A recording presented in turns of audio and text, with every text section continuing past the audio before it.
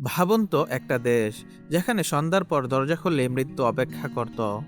রাস্তায় বের হওয়া মানে ছিল জীবনের ঝুঁকি। শিশুরা স্কুলে যেত ভয় নিয়ে, মায়েরা সন্তানকে বিদায় দিত এই আশায় যে সে হয়তো নাও ফিরতে পারে। এই দেশটার নাম এল সালভাদর। একসময় পৃথিবীর সবচেয়ে ভয়ঙ্কর দেশগুলোর তালিকায় প্রথম দিকেই ছিল এই ছোট্ট দেশটা। গ্যাং, খুন, চাঁদাবাজি আর আতঙ্ক সব মিলিয়ে মানুষের জীবন হয়ে উঠেছিল এক দুঃস্বপ্ন।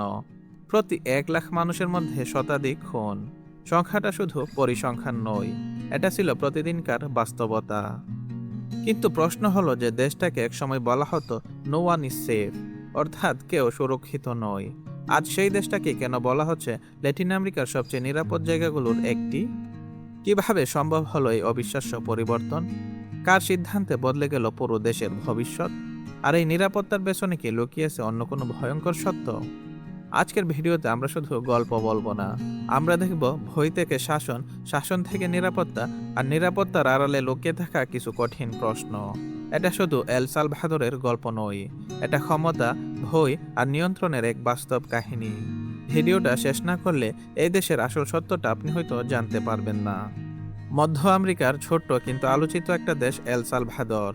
আয়তনে ছোট হলেও ইতিহাস, রাজনীতি আর বাস্তবতা সবকিছুতেই দেশটা ছিল বড় রকমের আলোচনার কেন্দ্রবিন্দু। একদিকে প্রশান্ত মহাসাগরের উপকূল, অন্যদিকে পাহাড় আর অগ্নেয়গিরি। প্রাকৃতিক সৌন্দর্যে ভরপুর এই দেশটায় বাস করে প্রায় 65 লাখ মানুষ। এল সালভাদর স্পেনের উপনিবেশ ছিল প্রায় 300 বছর। 1821 সালে স্বাধীনতা পেলেও দেশটির ভাগ্য সহজ ছিল না। দীর্ঘ সময় ধরে রাজনৈতিক অস্থিরতা, গৃহযুদ্ধ আর অর্থনৈতিক সংকট সাধারণ মানুষের জীবনকে করে তুলেছিল কঠিন। বিশেষ করে 1980 থেকে 1992 সাল পর্যন্ত চলা গৃহযুদ্ধ দেশটাকে প্রায় ধ্বংসের মুখে ঠেলে দেয়। এই যুদ্ধের পর তৈরি হয় এক ভয়ঙ্কর বাস্তবতা, গ্যাং সংস্কৃতি। MS-13 আর বেরিও-18 নামে গ্যাংগুলো ধীরে ধীরে এল সালভাদরের সমাজে ভয় ছড়িয়ে দেয়।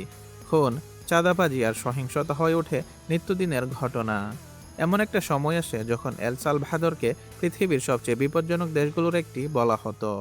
তবু এই অন্ধকারের মাঝে জন্ম নেই পরিবর্তনের গল্প, যেটা আজ পুরো বিশ্বকে তাকিয়ে থাকতে বাধ্য করেছে। একসময় এল সালভাদর মানেই ছিল ভয়। এটা কোনো অতিরঞ্জন নয়, এটা ছিল দৈনন্দিন বাস্তবতা।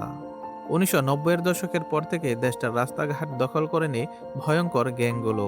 সবচেয়ে কুখ্যাত ছিল MS-13 আর বেরিও-18।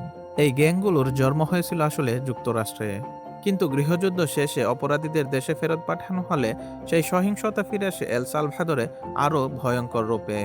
গ্যাং মানে শুধু অপরাধ নয়, এরা ছিল আইন, বিচার আর শাসকের জায়গায় দাঁড়িয়ে যাওয়া এক বিকল্প শক্তি। কোন এলাকায় কে থাকবে, কে ব্যবসা করবে, কে বাঁচবে, সবকিছুর সিদ্ধান্ত নিত এই গ্যাংগুলো। চাঁদাবাজি ছিল তাদের প্রধান অস্ত্র। বাস চালক থেকে শুরু করে ছোট দোকানি, কেউই নিরাপদ ছিল না। চাঁদা না দিলে গুলি, প্রতিবাদ করলে মৃত্যু। এক সময় এমন অবস্থা দাঁড়ায় স্কুলের বাচ্চারাও গ্যাংয়ে যোগ দিতে বাধ্য হতো, তা না হলে পরিবারকে হারানোর ভয়। পরিসংখ্যান ভয় দৌড়িয়ে দেয়। 2015 সালে এল সালভাদরে প্রতি 1 লাখ মানুষের মধ্যে খুনের সংখ্যা ছিল শতাধিক, যা সেই সময়ের বিশ্বের মধ্যে অন্যতম ভয়ঙ্কর রেকর্ড। সূর্য ডোবার পর শহরগুলো হয়ে উঠত ভূতের নগরী। রাস্তায় পুলিশ নয়, রাজত্ব করত গ্যাংয়ের সন্ত্রাস।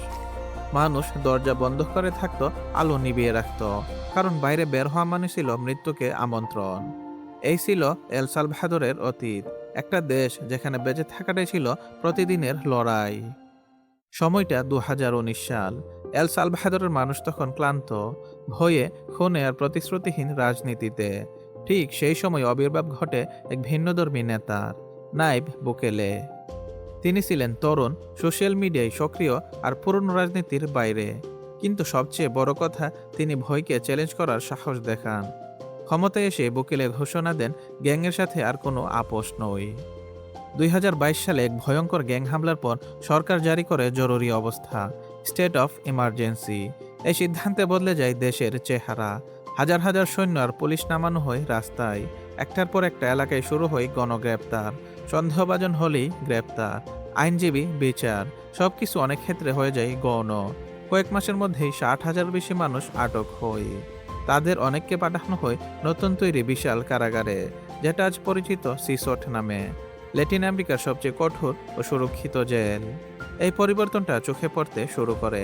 যেখানে একসময় গ্যাংয়ের গ্রাফিতি ছিল, সেখানে এখন টহল দিচ্ছে সৈন্যরা। বাস চালকরা আবার রাস্তায় ফিরছে, দোকানপাট খোলা থাকছে রাত পর্যন্ত। নাইব বুকেলে সিদ্ধান্ত এল সালভাদরকে এনে দিয়েছে এক নতুন বাস্তবতায়। ভয় কমেছে, মানুষের মনে স্বস্তি ফিরে এসেছে। কয়েক বছর আগেও যে রাস্তাগুলো ছিল নীরব আর আতঙ্কে ভরা, আজ সেখানেই ফিরে এসেছে মানুষের কোলাহল। এটাই আজকের এল সালভাদর। সবচেয়ে বড় পরিবর্তনটা এসেছে নিরাপত্তায়। খুনের হার নাটকীয়ভাবে কমে গেছে। এক সময় যেখানে প্রতিদিন করে ডজন হারেক মানুষ মারা যেত, আজ সেখানে অনেক দিন যায় একটাও খুনের খবর ছাড়া। এই পরিবর্তন শুধু কাগজে নয়, মানুষের দৈনন্দিন জীবনেও তা স্পষ্টভাবে অনুভূত হচ্ছে। রাত নামলেও এখন দোকানপাট খোলা থাকে, বাস চালকরা আর আগের মতো চাঁদার ভয়ে কাজ বন্ধ রাখে না। অভিভাবকরা সন্তানকে স্কুল পাঠায় কিছুটা নিশ্চিন্তে। যে জায়গাগুলো ছিল একসময় নৌগোজন, আজ সেই জায়গাগুলোতেই মানুষ হাঁটছে, গল্প করছে, ছবি তুলছে। নিরাপত্তার প্রভাব পড়েছে অর্থনীতি ও পর্যটনে। দেশটায় পর্যটনের সংখ্যা বাড়ছে, বিশেষ করে সমুদ্র সৈকত আর সার্ফিং স্পটগুলো আবারও প্রাণ ফিরে পাচ্ছে। বিদেশি বিনিয়োগকারীরাও নতুন করে এল সালভাদরের দিকে ধাকাচ্ছে। আরেকটি আলোচিত সিদ্ধান্ত ছিল বিটকয়েনকে রাষ্ট্রীয় মুদ্রা হিসেবে গ্রহণ। এই সিদ্ধান্ত বিশ্বজুড়ে বিতর্ক তৈরি করলেও এল সালভাদরকে এনে দেয় এক আলাদা পরিচিতি। টেক দুনিয়ার মানুষ, ডিজিটাল নোম্যাড, অনেক কৌতূহল নিয়ে দেশটাকে দেখতে আসে। তবে সব পরিবর্তনই নিখুঁত নয়। অনেক মানুষ এখন নিরাপদ বোধ করলেও মনের ভেতরে একটা প্রশ্ন থেকেই যায়, এই নিরাপত্তা কি স্থায়ী, নাকি এটা কড়া শাসনের উপর দাঁড়িয়ে থাকা এক ভঙ্গুর শান্তি? আজকের এল সালভাদর দাঁড়িয়েছে এক নতুন মোড়ে, ভয়ের দেশ থেকে নিরাপত্তার উদাহরণের রূপান্তরের পথে। এল সালভাদরের গল্পটা আসলে শুধু গ্যাং আর অপরাধের গল্প নয়, এটা একটা জাতির টিকে থাকার গল্প, একটা ছোট দেশের হার না মানার গল্প। যে রাস্তাগুলো একসময় ছিল নীরব আর ভয়ঙ্কর, আজ সেখানেই ফিরেছে মানুষের হাঁটা চলা। যে শহরগুলো সূর্য ডোবার পর অন্ধকারে ডুবে যেত, আজ সেখানে আলো জ্বলে রাত পর্যন্ত।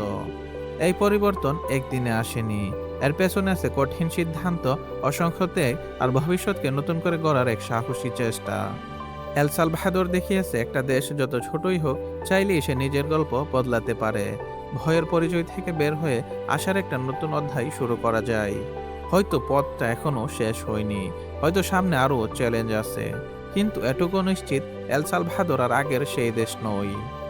এই ছিল এল সালভাদরের আজ পর্যন্ত যাত্রার গল্প, অন্ধকার থেকে আলোয় ফেরার এক বাস্তব কাহিনী।